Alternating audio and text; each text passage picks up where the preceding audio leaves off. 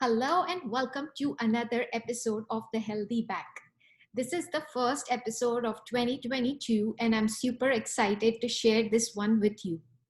So in today's episode, I'm going to actually cover a series of some questions around the same area that have been coming up a lot lately in the last few months. And since they're all kind of related to a similar topic, I decided to club them together in today's podcast episode. So stay tuned because I'm pretty sure at some point you would have asked this question, one of these questions to yourself. And today I'm going to give you some answers about what I think or what my professional opinion is about these topics. So the number one question I get is the role of ergonomic chairs in helping to prevent or minimize back and or neck pain or having any type of spinal issues. So as we all know, more and more people transitioning to either a work from home lifestyle or a remote lifestyle, they are looking to invest into ergonomic chairs for either their home office so they can, potentially avoid some of these spinal problems. And I know that there are plenty of ergonomic chairs that are advertised in the market, and a lot of them claim to give you a good posture and help you avoid these back problems.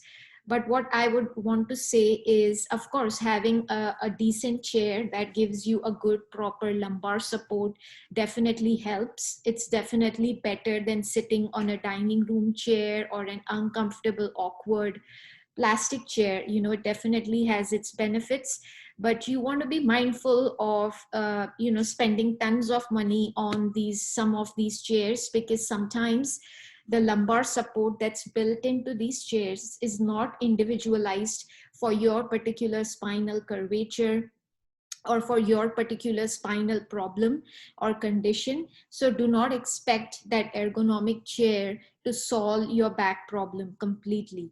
It may be a good supplement if it's the right fit for you, but it's definitely not the only solution to your problem. Do not expect that if you just spent a good chunk of money on a fancy chair, that's it, that you don't have to worry about your spine at all. So like I said, definitely do your research. And if you need any tips or insights about which are some of my favorite chairs that are also within a reasonable price, I'll be happy to share those with you. You can send me a direct message on Instagram, or you can send me an email and I can, share some of that information with you. But yeah, don't go overboard on spending a ton of money on those fancy chairs would be my advice. Something pretty decent, pretty reasonable should do the trick, as long as it has a good lumbar support, and then working with your own individual practitioner to make sure that it's the right fit for you is what's going to give you the best success. So the next question I always get is a standing desk better than a regular sitting desk? So I know the standing desk is another thing that's been out in the market for several years, and I know some people swear by it. And it's definitely a good way to switch up your position from sitting, since sitting gets such a bad reputation with back and spinal problems. I can totally see why standing desk should feel better, because it's, you are in a more upright position throughout the day. So it's better than being in that seated, loaded position. So I would say, if you prefer to stand through your working day instead of sitting, definitely go for it. There's absolutely nothing wrong with that. Just make sure that your standing desk is also appropriately set for you, just as the sitting desk is.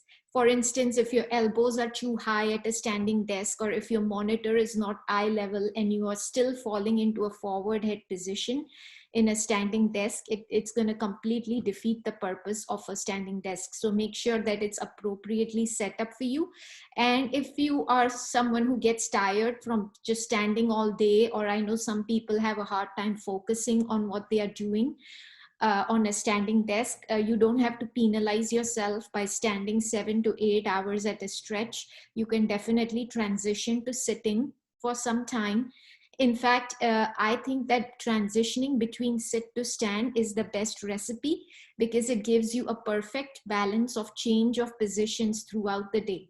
If you can balance your day by having half a day of sitting and half a day of standing, if you have one of those desks or a situation where you can transition from sit to stand, I think that would be a perfect ideal solution. And another important tidbit that I share with a lot of my people who lead this type of digital lifestyle is to take as many walking breaks as you can throughout the day. So if you can schedule a 15-20 minute walking break during your lunchtime, or if you have certain meetings where you can just pop those things into your ears and go on a nice long walk while you are talking to someone or just getting through that meeting while walking, I think it's the best way to add some movement to your 7 to 8 hour of digital day. I know a lot of people spend even longer than that in front of the screen. So it's the best way to break your day to just get on some walking breaks. If you can schedule at least 1 to 2 walking breaks in your 8 to 10 hour screen workday, I think that would be a great way to break those movements. So to summarize today's topic and today's questions, ergonomic chairs, like I said, something within reason that has a fairly decent lumbar support, and making sure that the lumbar support is optimal for your particular spinal problem. Remember, there's no one size fits all. If a lumbar support works well for me, there is a great chance that it's going to be an absolute disaster for your spine. So you want to make sure that it's a perfect fit for your spine, for your condition, whether you have a disc problem, if you have a facet joint problem, whatever your problem is, what fits best to your posture is important. So, something fair, something within reason, and working with your provider to make sure that that's the right fit for you is your best recipe for success. Second thing is standing desks are great as long as you maintain a good posture on the standing desk, making sure everything is at the right height. The monitor is at eye level, so you are not falling into a forward head posture on a standing desk.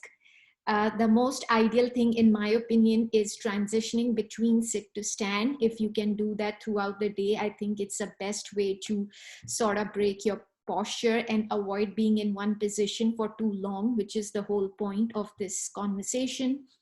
And schedule some walking breaks throughout the day. If you can add 1 or 2 walking breaks to your day, either during your lunchtime or either if while taking some meetings, walking, I think that would be a great day to add some movement and get some blood flowing through those spinal joints. So hope you guys enjoyed today's episode. I hope it answered some of the frequently asked questions in this area. If you know someone who spends several hours in front of the computer and struggles with these similar questions, please share this episode with them, because this is my best way to spread this knowledge without, having these people come to my office or having to work with me one-on-one.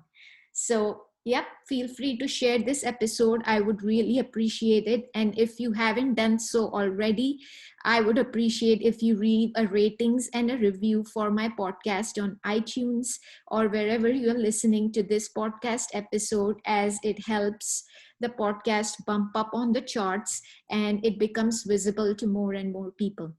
But yeah, stay tuned for some exciting and juicy stuff coming up in 2022, as I'm looking forward to share some more ideas, answer some burning questions, and help you resolve your back and spinal issues in the long term. So stay healthy.